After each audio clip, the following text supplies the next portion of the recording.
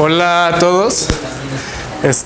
No sé si todos aquí vienen a las pláticas del Día de Pi en conmemoración al Día de Pi y pues hoy les voy a platicar un poquito de patrones de interferencia. Entonces, no sé si se alcanza a ver bien la pantalla porque siento que están muy lejos y va a haber muchos puntitos chiquitos y este tipo de cosas que pues estaría bien que pudieran ver desde lo lejos. Si quieren también pueden acercarse más o como gusten. Este,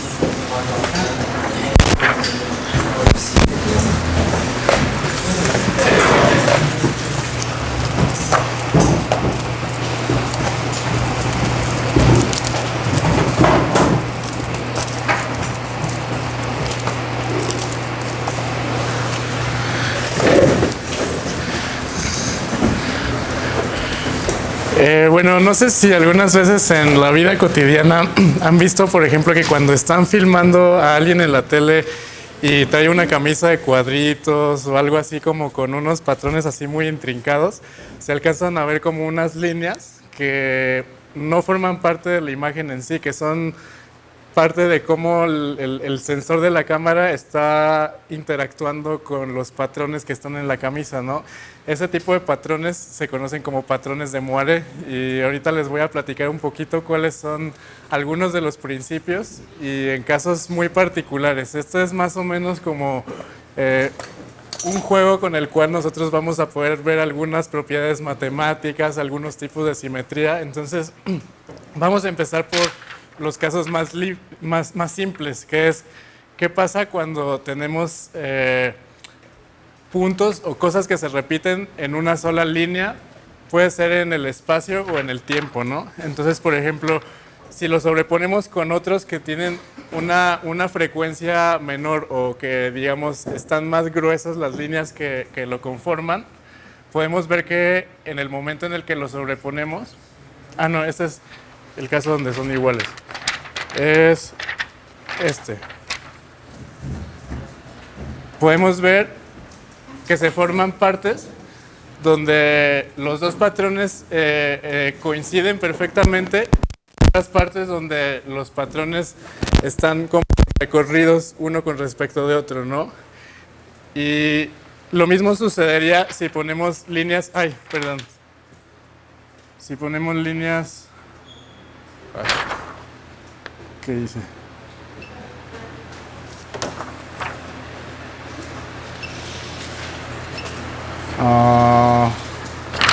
No sé qué pasó.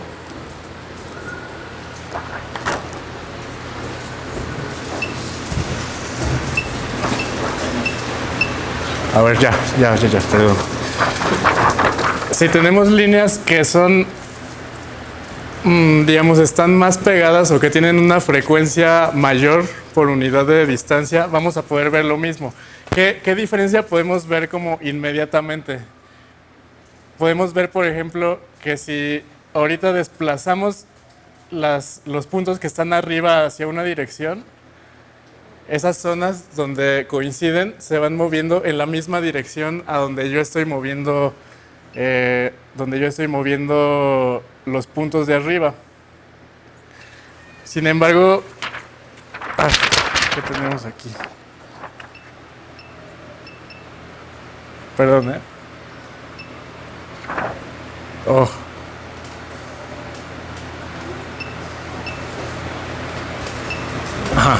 Disculpen. Si hacemos lo mismo pero con las otras, tenemos que ahora se van a mover exactamente en la dirección contraria a donde yo estoy moviendo mi hojita, ¿no? De hecho, lo que nosotros vamos a poder ver es que si tenemos algo que se repite, por ejemplo, estas líneas de aquí son como si fueran ondas. son algo que no importa qué forma tenga, se está repitiendo a lo largo de cierta distancia. Si encima ponemos unas ranuras por las cuales solamente se puede ver un pedacito de lo que hay atrás,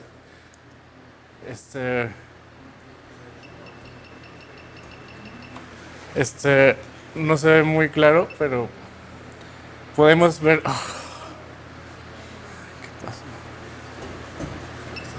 Ajá. Podemos ver que arriba va a haber unas de ellas que se mueven en una dirección. Abajo se van a estar moviendo en dirección contraria y en medio hay unas que parece que todo está cambiando al mismo tiempo, ¿no? Y eso de lo que depende es de qué tanta diferencia hay entre la separación de esas cosas y la separación de las líneas con las cuales lo estoy viendo. Si esa separación es casi igual, nosotros lo que vemos es que en cada uno de estos hoyos estamos como cayendo sobre la misma parte del patrón que estamos viendo atrás. Entonces, gracias a eso podemos tener como dos direcciones del movimiento. Por ejemplo, aquí podemos ver que hay ciertas figuras que están muy aplastadas. Si ponemos encima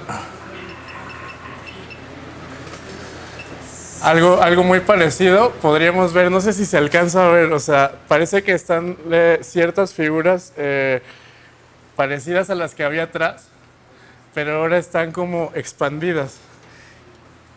Y intuitivamente, ¿cómo logramos esa expansión? No quiero hablarlo en términos muy matemáticos, sino como intuitivamente, ¿qué es lo que está pasando? Que, digamos, en una de las líneas alcanzamos a ver un pedacito de la figura. En la línea que viene, llegamos a la figura que sigue y vemos un pedacito de lo que sigue. En la línea que sigue, todavía vemos un poquito lo de después, ¿no? Entonces, eso hace que las figuras, a fin de cuentas, se vean como si estuvieran agrandadas, ¿no? Pero ¿por qué unas se están moviendo hacia un lado y otras se están moviendo hacia el otro? Pues eso va a depender de si son un poquito más grandes o un poquito más chicas que las líneas que tenemos aquí. Que no se ven muy bien ahorita, pero bueno. Les pongo esta imagen para que se entienda un poquito mejor. Hagan de cuenta que la primera línea alcanza a ver un poquito del trébol. La segunda línea está un poquito más separada, entonces llegas de cuenta un poquito a la parte que sigue del trébol, ¿no? La siguiente línea va barriendo una parte cada vez más, digamos, lo que sigue y lo que sigue y lo que sigue del trébol, ¿no? Entonces por eso a lo largo de todo alcanzas a ver uno, pero aquí no están aplastados, entonces digamos que la figura se vería alargada así. Otra cosa que es interesante es que podemos invertir las figuras. Por ejemplo, no sé si ven que aquí tenemos flechas que apuntan hacia la derecha. Si ponemos encima líneas que están más pegaditas entre sí, podemos ver que esas flechas les pasa algo muy parecido que a las figuras que estábamos viendo. Se vuelven grandes y en este caso, como estas líneas están más pegadas entre sí que la distancia de las flechas de atrás, va a producir que se muevan en la misma dirección en la que yo estoy moviendo la hoja.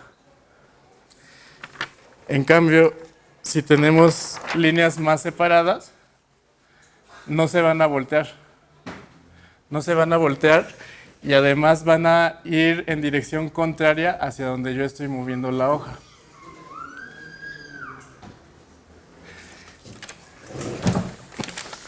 Entonces,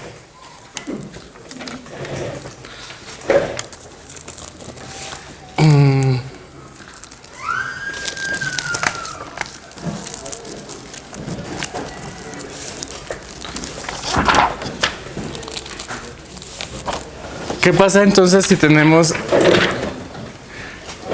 dos juegos de líneas? Bueno, vamos a verlo mejor así. Antes de esto. Si tenemos líneas, pues algo muy parecido va a suceder. Si ponemos otro juego de líneas encima que estén más juntas las líneas, vamos a tener este mismo fenómeno. Estas líneas se van a mover dependiendo. Si estas líneas que le ponemos encima son más chicas, digamos, están más juntas, más pegadas, esas líneas emergentes van a ir en la misma dirección a donde yo estoy moviendo la hoja de arriba. Y si tenemos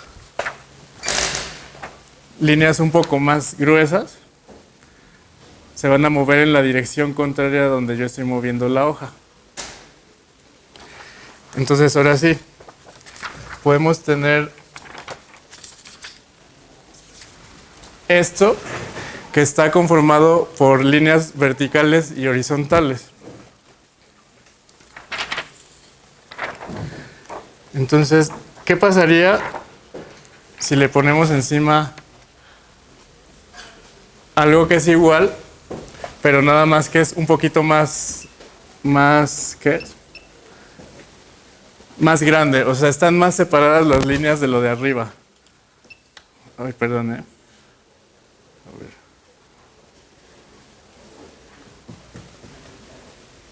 Ay, ¿qué pasó?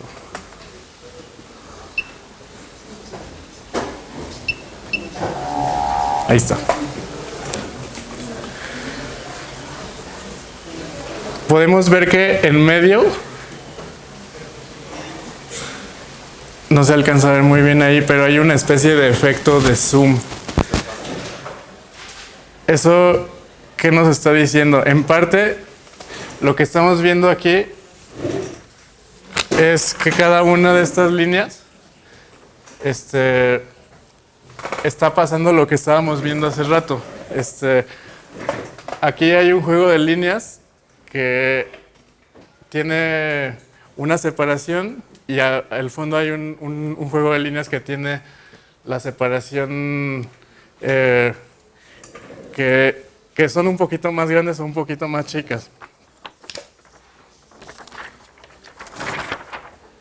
Vamos a poder ver que si las movemos en una dirección, esos como cuadritos de en medio se están moviendo en la dirección contraria, ¿no? Eso quiere decir que lo que pusimos arriba es más grande. En cambio, si fueran más chicos, no, esto sí es igual.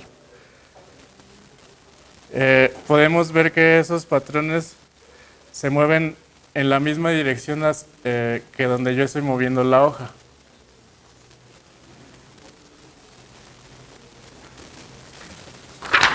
Ahora, algo interesante sería ver qué tipos de simetría podemos generar con un proceso parecido, ¿no? Entonces, por ejemplo, lo que estábamos viendo se parece a esto, a una cuadrícula que está formado por líneas verticales y horizontales, ¿no? ¿Qué tipo de patrones nos puede generar eso? Lo vamos a ver aquí.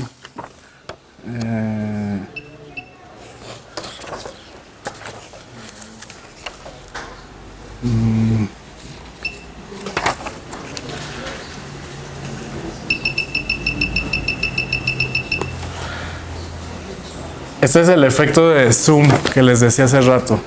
Dependiendo de si estamos en ángulos parecidos o no, se genera este efecto que nosotros podemos entender exactamente igual que las líneas que veíamos hace rato. Ahorita, para tener otra manera de entenderlo, vamos a ver qué pasa con estas líneas que son mucho más gruesas. Si tenemos dos juegos de líneas... ¿Qué está pasando?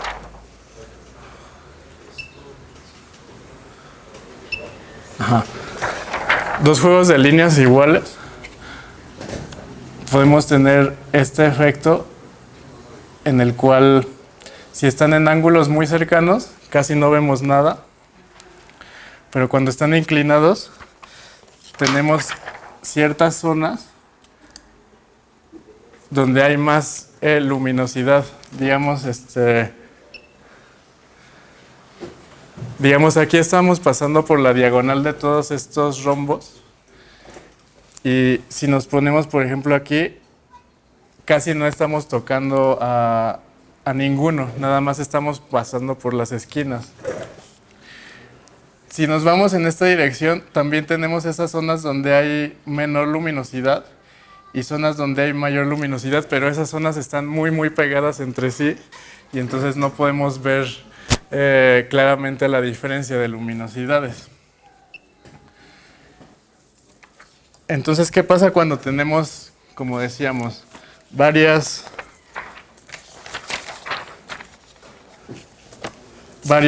juegos de líneas? Aquí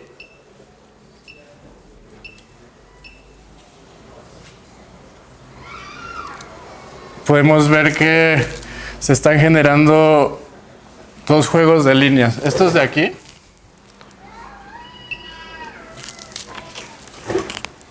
y estos de acá, que son perpendiculares entre sí.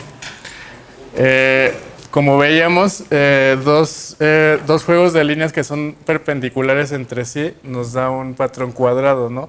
Entonces aquí estamos teniendo un patrón cuadrado porque hay líneas emergentes que están saliendo y que están saliendo de manera perpendicular entre sí. Digamos, ¿qué tan lejos podemos llevar esta idea de poner líneas en ángulos iguales para generar algo análogo? Por ejemplo, podríamos tener un patrón como este. En este caso, tenemos tres líneas diferentes que están puestas a 120 grados entre sí. Tenemos, por ejemplo, dos que están así y la tercera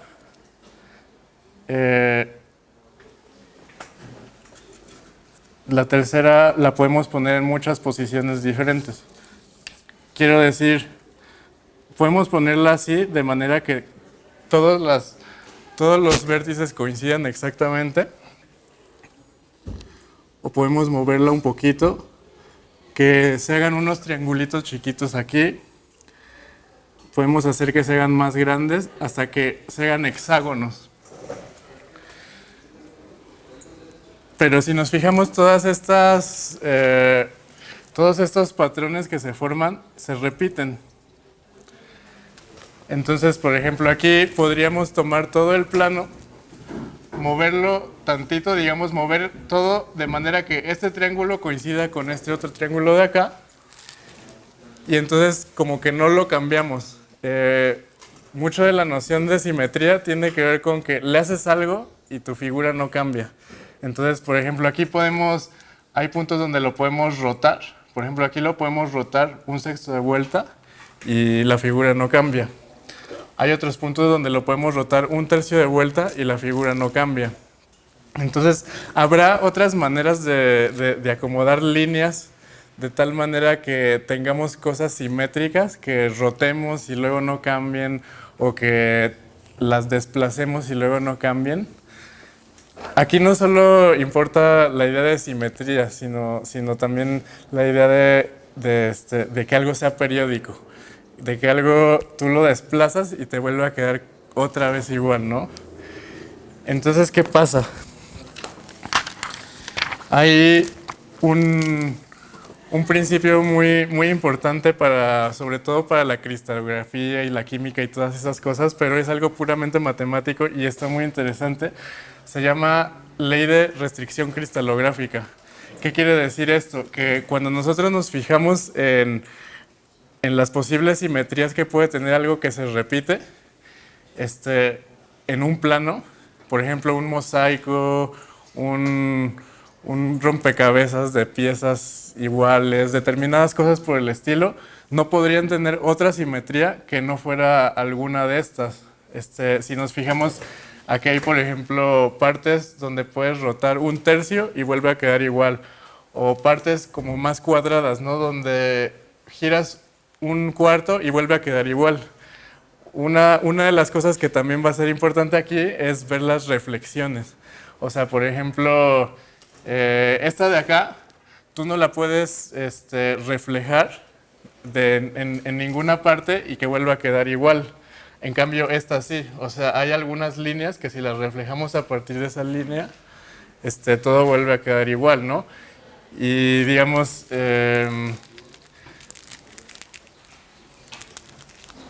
bueno, esas dos son las cosas importantes. Si las puedes reflejar y qué tanto las puedes rotar para dejarlas igual, ¿no?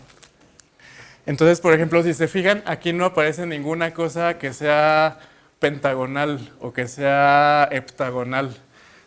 ¿Qué quiere decir? Que las únicas formas posibles de tener simetría en algo que se repite son cosas cuadradas, cosas triangulares, cosas hexagonales o simetría de rotación de 180 grados.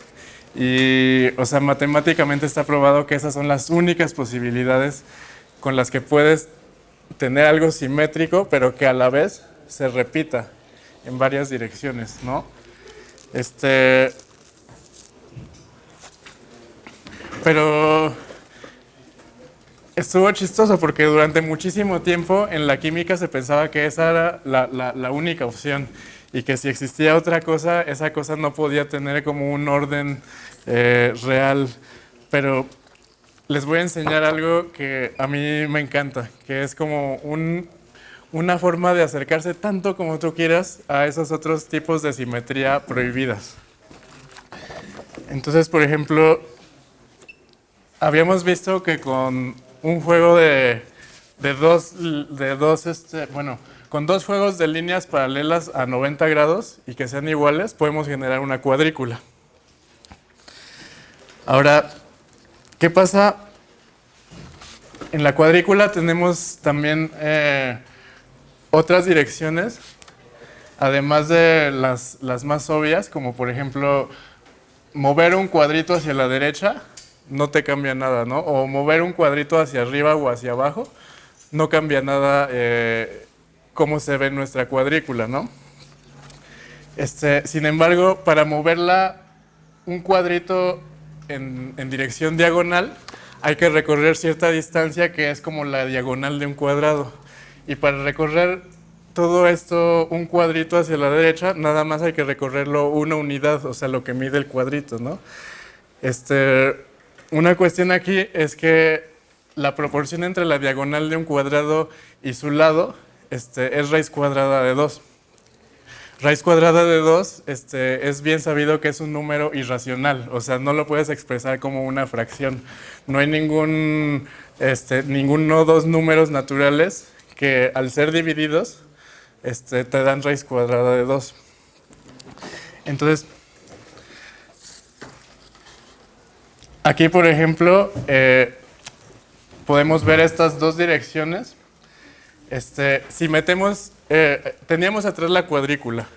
Aquí lo único que hice fue poner un juego de líneas extra que tiene la misma separación que las líneas que formaban nuestra cuadrícula.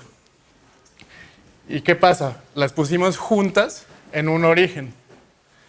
Entonces, aquí toda esta línea coincide con las esquinas de los cuadrados, ¿no? Porque yo la puse estas nuevas líneas que están rojas, pero no sé si se note mucho los colores.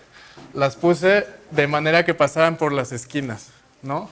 Las puse a 45 grados. Entonces, si aquí las puse juntas en un vértice, toda esta línea pasa por las esquinas, ¿no? Toca cada esquina, ¿no? Luego, la siguiente línea, como esto es de distancia 1 y la diagonal del cuadrado es de distancia raíz cuadrada de 2, ya no se tocan exactamente.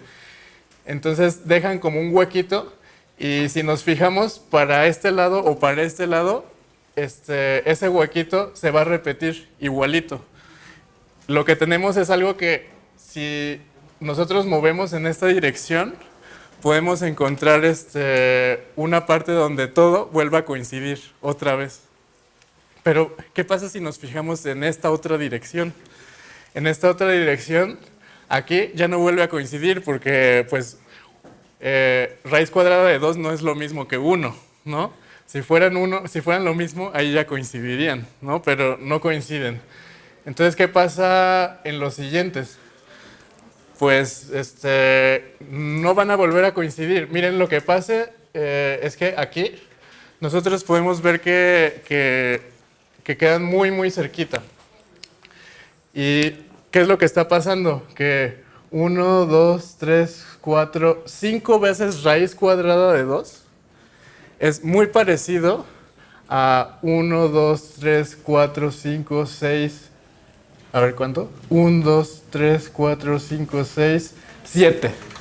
Y vamos a ver qué tanto es el parentesco, ¿no? Porque si hacemos en el celular raíz cuadrada de 2 por 5, tenemos 7.07. Quiere decir que ahí ya se parecen bastante.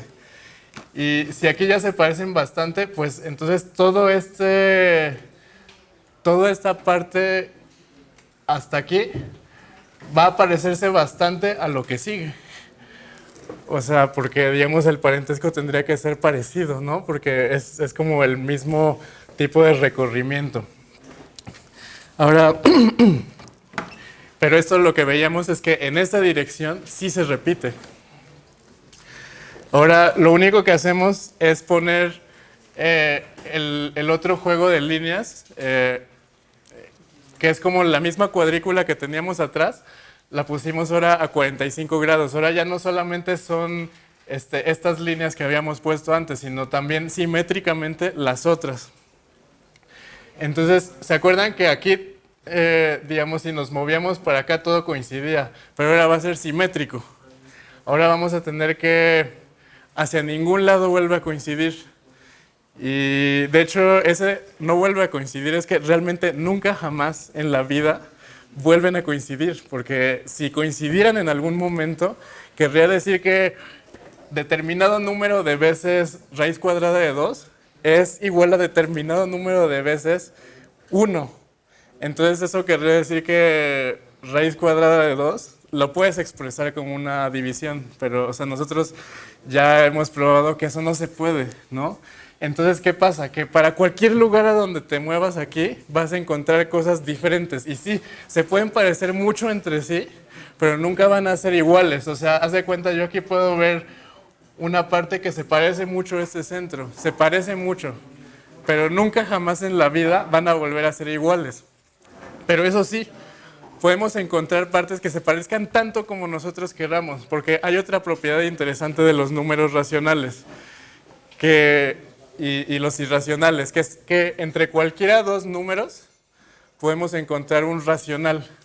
Quiere decir que si aquí, por ejemplo, después de 7 unidades no se parecen tanto como nosotros quisiéramos, nosotros podemos encontrar un racional en medio que se parezca más, ¿no? Entonces lo único que tendríamos que hacer es ir más lejos en esa dirección para encontrar algo que se parezca tanto como nosotros quisiéramos a esa parte. Entonces, para poder visualizar un poquito esto, traigo unas hojas coloreadas.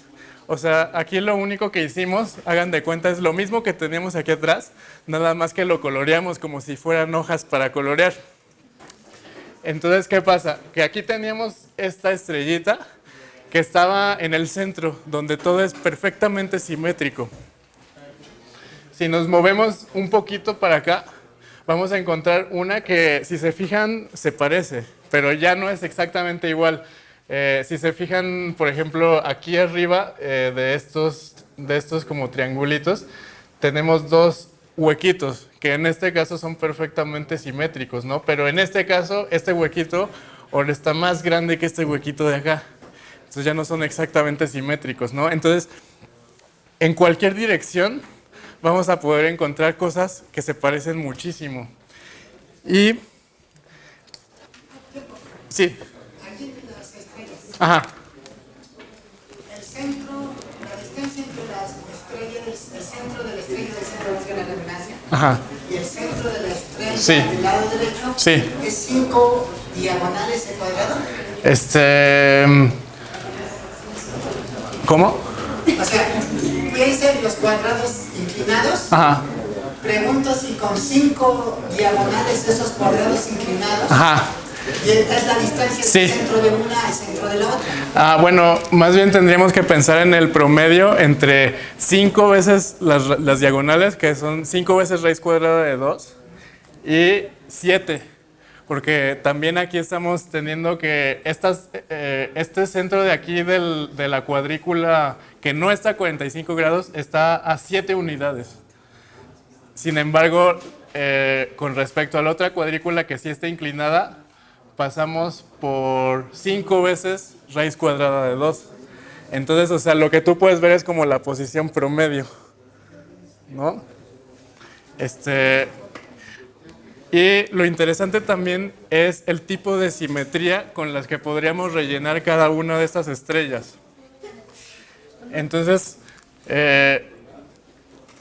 por la simetría con la que construimos estas cosas, podemos aproximarnos tanto como queramos a tener una simetría octagonal. De hecho, si estas líneas desde el principio las habíamos puesto de que en un vértice coincidían perfectamente, en ese punto sí habría una simetría octagonal real. Y lo que pasa es que si esto fuera realmente periódico, no podría haber más que uno. Este sería como el único centro real. Digamos, en el otro caso, tienes como este tipo de estrellas que son como un poquito asimétricas, pero de hecho, como dijimos hace rato, tú podrías irte más lejos y encontrar una tan simétrica como tú quieras. O sea, nunca una perfectamente simétrica, pero sí una tan simétrica como tú quieras. Entonces, voy a enseñarles algo análogo, pero hecho con ciertos juegos de líneas un poquito más densos, o sea, como con menos separación entre sí, para que podamos ver esta repetición a mayor escala. Entonces podemos ver como estos puntitos que están rodeados de una especie de engrane o florecita. Esos mismos puntitos los podemos encontrar en cualquier dirección o algún acomodo en particular. Entonces, así como que a primera vista nosotros como que nos costaría trabajo realmente ver toda la simetría que hay detrás. Por eso aquí tenemos esto un poquito coloreado. Yo sé que ahorita los colores no se están reproduciendo bien por la pantalla y el proyector. Pero ¿qué pasa? Que ciertas figuras que tenemos las podemos tener, por la simetría octagonal que tiene esto, las podemos tener como iguales en 8 posiciones diferentes, nada más que como que rotadas, pero realmente se parecen mucho, ¿no? O por ejemplo estas florecitas rojas más pequeñas podrían estar así como por cualquier lado. Ahora, esto lo hicimos nada más juntando 4 juegos de líneas como en ángulos iguales, ¿no? Entonces como que esto ya sugiere la idea de que esto lo podríamos hacer con más líneas, ¿no? Y con ángulos diferentes. Por ejemplo, aquí tenemos algo que igual está compuesto por 3 direcciones diferentes. O sea, es como si hubiéramos puesto 3 líneas en ángulos iguales.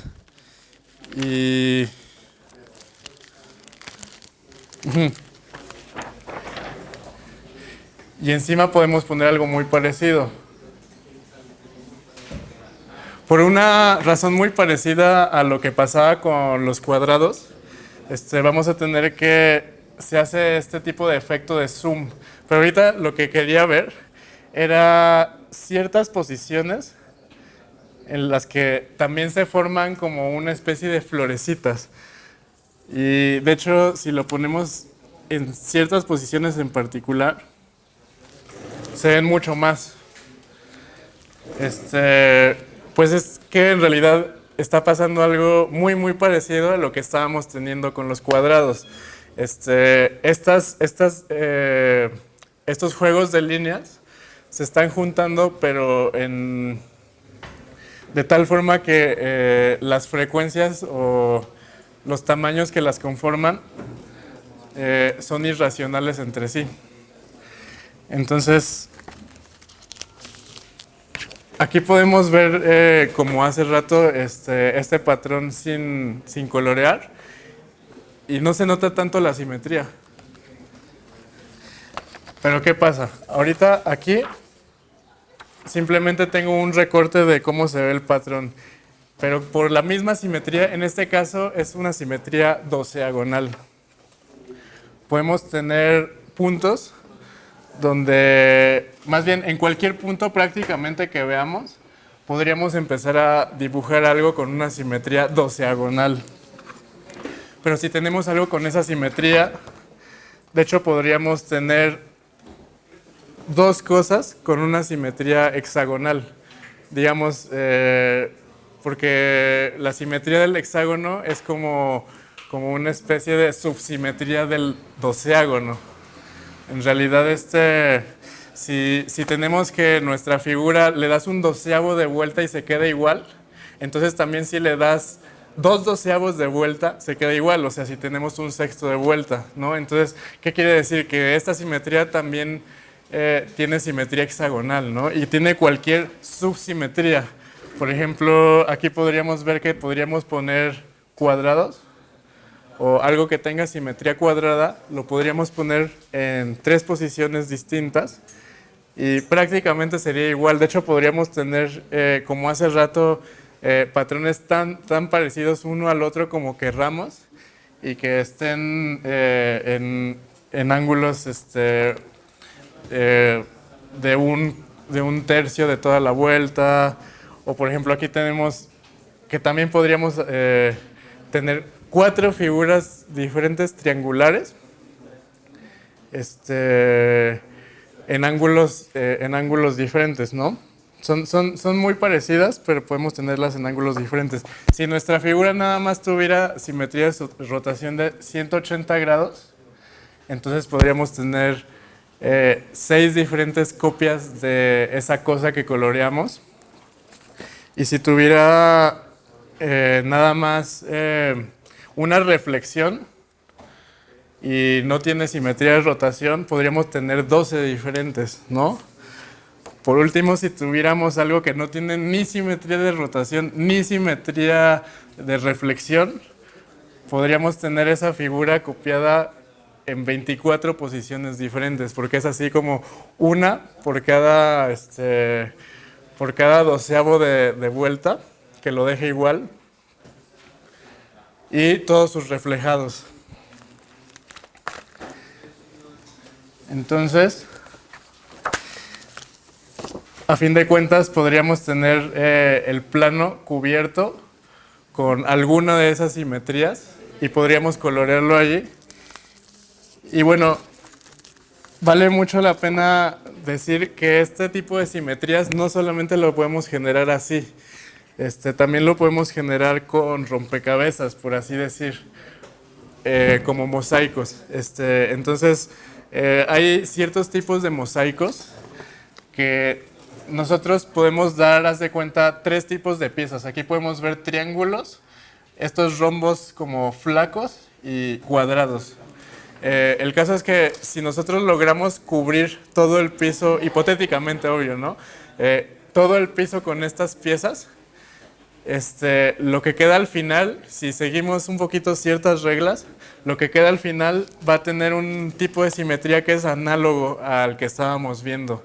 Lo que pasa es que este es como el caso discreto, digamos. O sea, lo que pasa es que aquí podemos tener, seleccionamos una parte del mosaico y esa misma parte la vamos a poder tener igualita en otra parte, ¿no? Pero si nos fijamos ya en todo el mosaico, por la ley que dijimos hace rato de que solamente puede haber ciertos tipos de simetría en el plano, entonces ya no lo podríamos desplazar y que vuelva a quedar igual.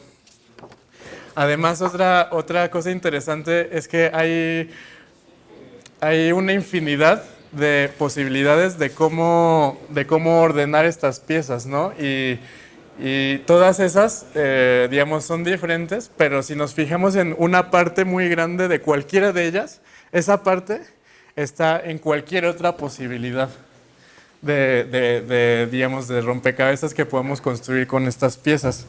Entonces, digamos, estos patrones que podemos hacer con piezas iniciales y se llaman teselaciones aperiódicas.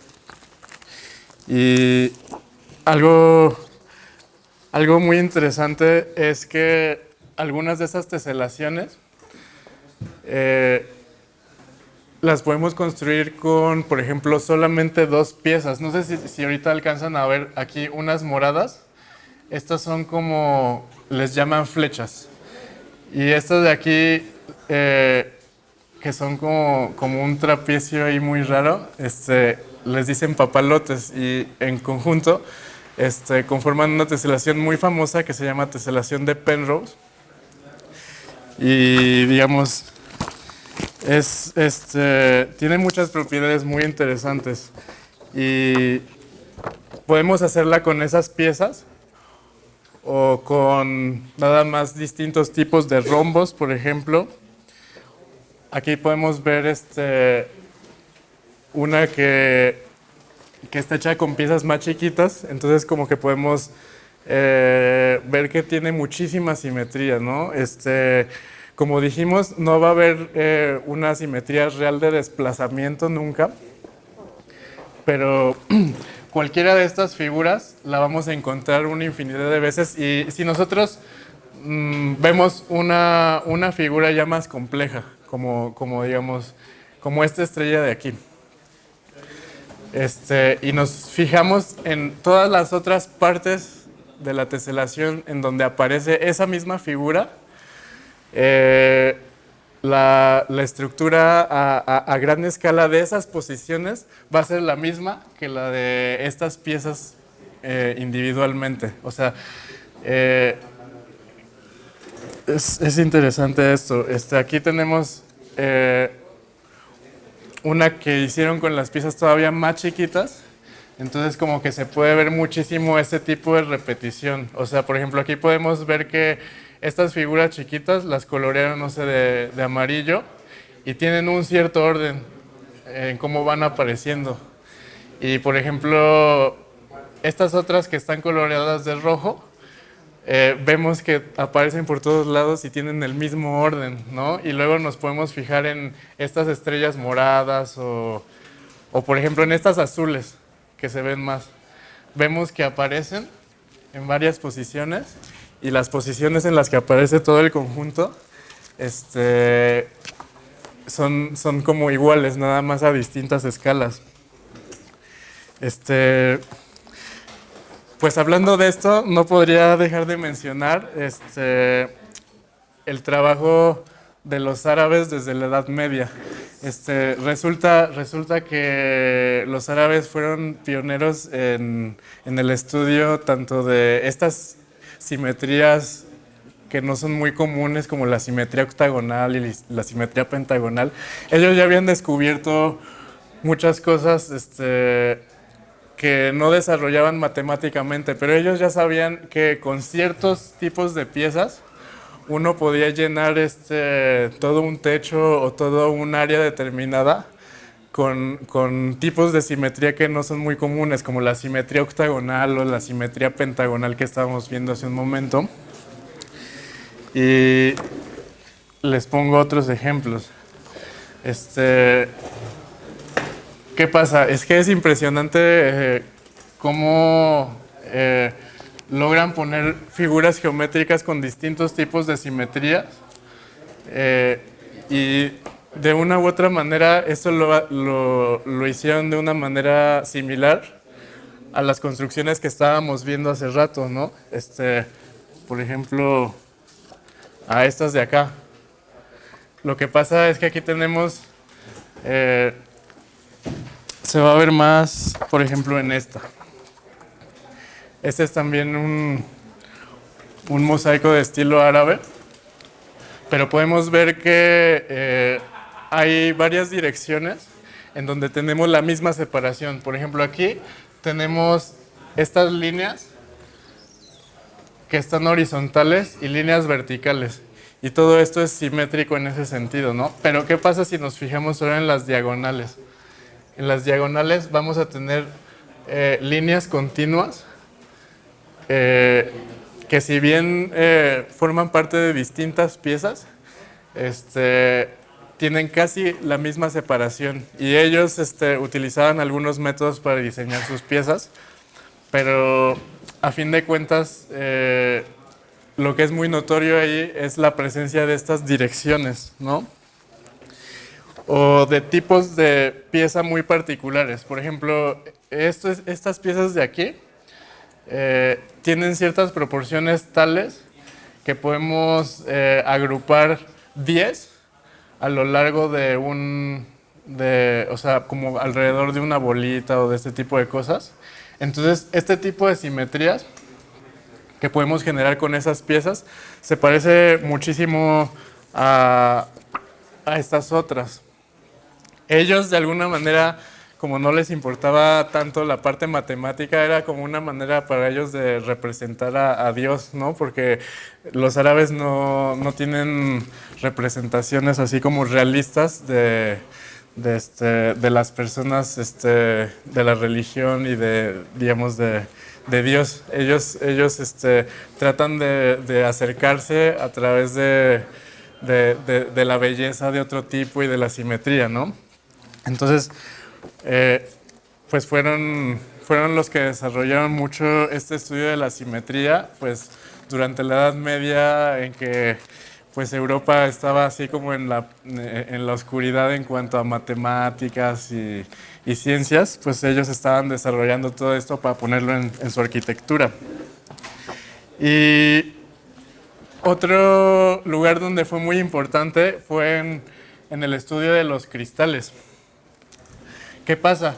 Que originalmente se pensaba, por esta cuestión que les decía hace rato de la ley de la restricción cristalográfica, que en el espacio solamente se podían tener ciertos tipos de simetría y ciertos acomodos periódicos de moléculas, ¿no? Y ya estaban clasificados y de hecho hicieron un estudio nada más para como que corroborar todo, que todos los datos de los experimentos fueran acorde a lo que había descrito la teoría. Y entonces estuvieron corroborando y, o sea, durante mucho tiempo estaban viendo que efectivamente los experimentos corroboraban la teoría. Y esos experimentos, digamos, y la teoría decía que este tipo de simetría no podía existir en un cristal. Esto de aquí no es tanto como un plano del cristal, es una fotografía tomada con microscopio de rayos X. Entonces esto de alguna manera genera un patrón de interferencia que habla también de la estructura, digamos, tridimensional. Pero de alguna manera esto lo que estaría hablando es de que aquí tenemos algo que tiene la estructura del icosaedro o del dodecaedro, que tiene como esa simetría. Si tú tienes un dodecaedro o un icosaedro y lo pones en la mesa y lo proyectas desde arriba, lo que tienes es un patrón que es pentagonal. Entonces ellos suponían que ese tipo de patrones nunca podría salir, nunca, nunca, nunca. Y de pronto, así resulta que sí le salió y encontraron algo que tenía esta simetría que para hasta entonces era algo prohibido.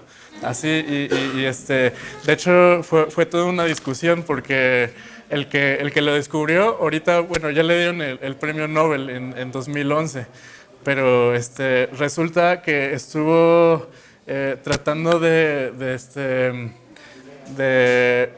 que la comunidad científica aprobara esto, porque, o sea, fue algo tan diferente que creían que, no sé, que había hecho mal el experimento, que algo no estaban midiendo bien y que incluso otro premio Nobel así muy famoso por estudiar la estructura de la materia, lo criticaba muchísimo, ¿no? Entonces le decía, no, es que eso no se puede, yo ya demostré que eso es completamente imposible.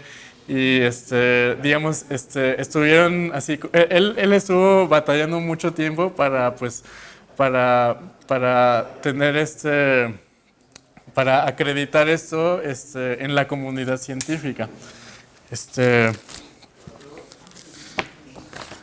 Bueno, así como podríamos tener la simetría cuasi pentagonal, o sea, porque no es pentagonal, es casi, ¿no? Es tan parecida como tú quieras a una simetría pentagonal, pues podríamos tener cualquier tipo de simetría que esté conformado por n número de líneas paralelas, ¿no? Por ejemplo, aquí, no estoy seguro que se vea.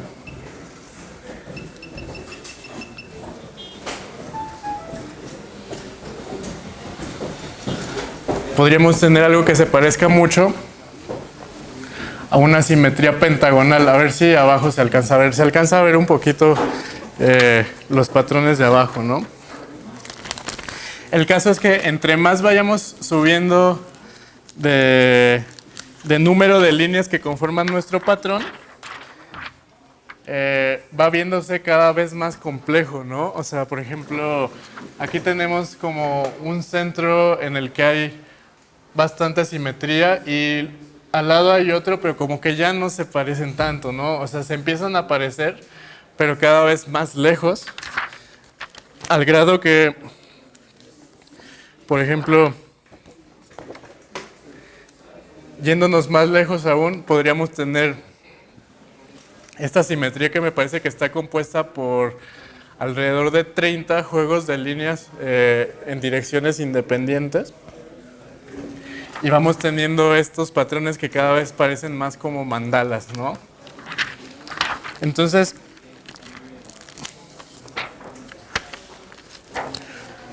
vamos a regresar tantito.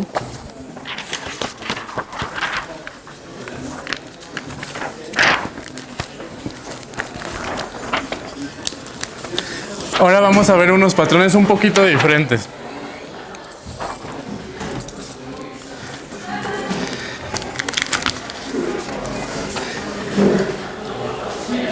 Entonces vamos a regresar un poquito a las líneas rectas. ¿Qué pasa cuando tienes un juego de líneas rectas y lo superpones con un juego de líneas que todas coinciden en un centro? Si se fijan, las líneas originales son verticales, ¿no? Entonces, aquí vamos a tener que tenemos todo un espectro de ángulos. Haz de cuenta, aquí tenemos líneas más horizontales y aquí líneas más verticales, ¿no? Y tenemos todo un espectro de ángulos diferentes, ¿no? Y hace rato habíamos visto que qué tan gruesas y en qué dirección apuntas las líneas depende totalmente del ángulo en el que las estamos juntando, ¿no? Entonces, intuitivamente, ¿qué está pasando aquí? Que en esta zona de aquí los ángulos son muy parecidos y en esta zona de aquí los ángulos son casi perpendiculares.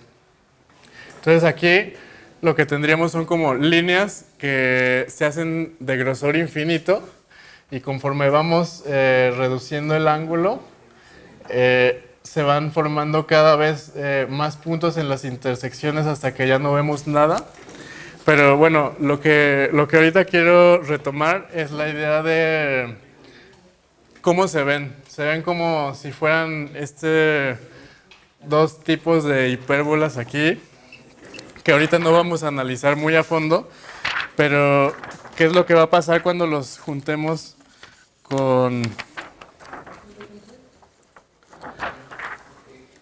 con cuadrados? Vamos a tener este mismo fenómeno, pero ahora va a ser simétrico, ¿no? Porque sucede con cada uno de los juegos de líneas que está conformando nuestra imagen. Ahora, si tenemos algo con simetría triangular, pues ahora vamos a tener... Ahí no se ve mucho, ¿verdad? No se ve mucho, pero tendríamos algo parecido, pero triangular.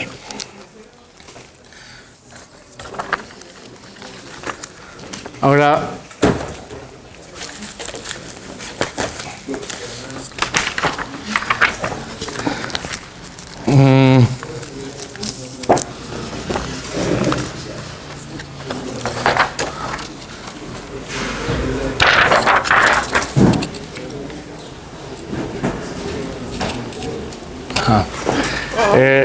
¿qué pasa? También podemos tener este juego de líneas que todas se juntan en un centro y encima poner algo parecido, pero las líneas de uno, digamos aquí las líneas del juego de arriba, tienen una separación angular más grande que las del juego de abajo.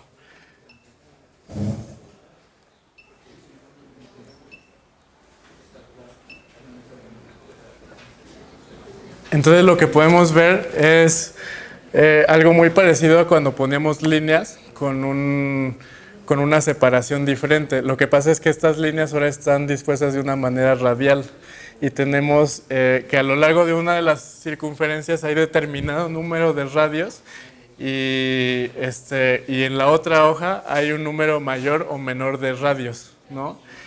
Entonces cuando nosotros giramos, de hecho, lo que nosotros vamos a ver es que dependiendo si la hoja de arriba tiene mayor densidad de radios o menor, se van a mover. En este caso, se van a mover en dirección contraria a donde yo estoy moviendo la hoja.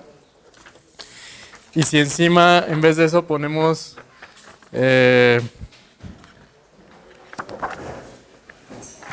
algo que tenga una separación más mayor, vamos a ver que se van a mover en la dirección exactamente a donde nosotros estamos moviendo, rotando el patrón. Ahora,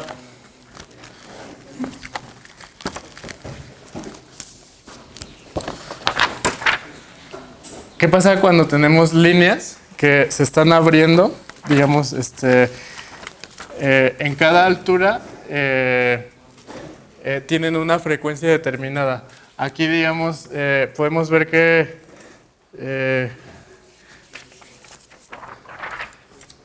que la separación va a ir dependiendo de la altura, ¿no? Pero si tomamos una línea horizontal así, perdón. Ajá. A lo largo de esa línea vamos a tener la misma frecuencia. Ahora, si encima de eso ponemos líneas paralelas, ¿qué va a pasar? Que en una de las partes, las líneas de atrás son más chiquitas que las líneas paralelas que pusimos. Hay una parte donde justamente las frecuencias coinciden. Y hay otra parte donde las frecuencias van a ser mayores en lo de abajo que lo de arriba. Pero como habíamos dicho hace rato, la velocidad y, digamos, la dirección a donde van a ir cada una de estas líneas que surjan, pues va a depender de la diferencia de separaciones. Aquí lo que tenemos es un cruce de frecuencias que van de menor a mayor, pasando por un punto donde son iguales a lo que está enfrente, ¿no? Entonces generamos este juego de hipérbolas y, digamos, el análogo de lo que tendríamos con un haz como el que teníamos hace rato y... Ajá. Ajá. O sea, podemos ver que si tenemos círculos ahora, pero tienen un grosor diferente, por así decir. Unos la separación entre sus líneas es menor, por ejemplo, o mayor que lo de abajo, lo que vamos a tener son de nuevo círculos, ¿no? En una posición en donde no nos movamos. ¿Qué va a pasar? Pues algo muy parecido. Ahora tenemos frecuencias, pero en vez de que estén cambiando en la dirección tangencial al círculo, ahora están cambiando radialmente, digamos hacia afuera. Estamos teniendo frecuencias que se están superponiendo y digamos son como estos dos juegos de líneas sobrepuestos, pero ahora de manera circular.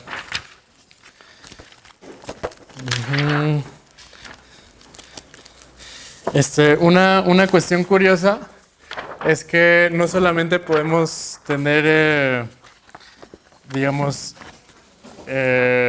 movimiento en dirección o en dirección contraria de nuestro movimiento, también podríamos tenerla de manera perpendicular. Entonces, por ejemplo, aquí tenemos líneas y nosotros podemos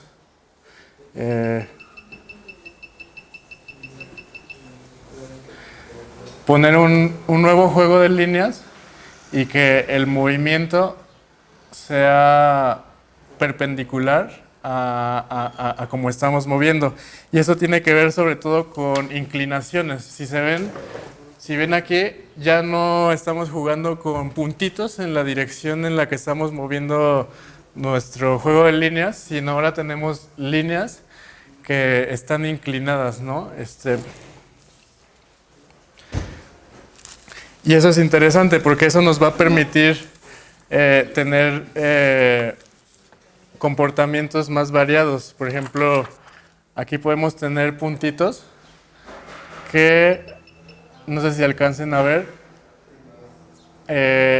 todos pueden ir hacia afuera, todos pueden estar como repelidos o pueden irse hacia el punto como si fuera un atractor. Y esto mismo lo podríamos tener en cualquier dirección. Entonces, a fin de cuentas, lo que podemos pensar es que si lo podemos tener para cualquier dirección, entonces podríamos tener patrones como este. Simplemente círculos que entran o salen. Y curiosamente también podemos tener rotaciones en cualquier círculo, ¿no? Entonces eso es lo que da lugar a patrones como este, que son puramente rotativos con respecto a un juego de líneas.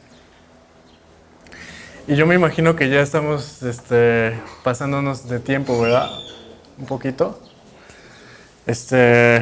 Bueno, nada más para no dejar, les muestro otros dos, ya no les voy a explicar mucho, pero este mismo patrón que producía los círculos, pues me parece muy interesante qué es lo que sucede cuando lo juntamos consigo mismo, porque en una dirección podemos tener elipses, pero digamos si vamos moviendo sin cambiar el centro, podemos hacer que esas elipses se abran hasta que se vuelvan parábolas. Si se abren más tenemos hipérbolas, e incluso podemos tener familias de parábolas. Y el otro también es muy interesante, el que daba las líneas que giraban. Ay, perdón. Cuando sobreponemos dos de ellos, podemos tener, de hecho, algo muy parecido a lo que sería un dipolo magnético. Entonces, esto ya nos sugiere que podría haber como muchas cuestiones de la física que nosotros podríamos visualizar a través de este tipo de patrones. Además de que si nosotros giramos, podemos simular cómo se verían las líneas de campo de dos cargas que tengan el mismo signo, ¿no? Entonces, en este caso podemos simular dos cargas con el mismo signo y nada más girando podemos simular que tienen signos opuestos, ¿no? Entonces, Creo que hay muchísimo que podríamos explorar aquí, tanto para generar cuestiones más visuales por cuestiones didácticas o artísticas, o por investigación en general, ¿no? Entonces, bueno, gracias por escucharme.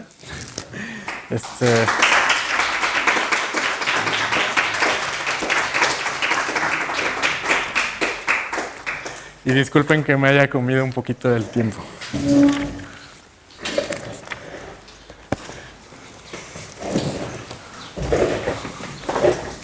Si hubiera preguntas o comentarios. Al final, O sea, ¿cómo construí este? Es que más o menos lo hice como lo describí. El límite, o sea, es un límite, pero a fin de cuentas, cada curva no la tengo parametrizada ahorita, pero te lo debo. Sí, perdón.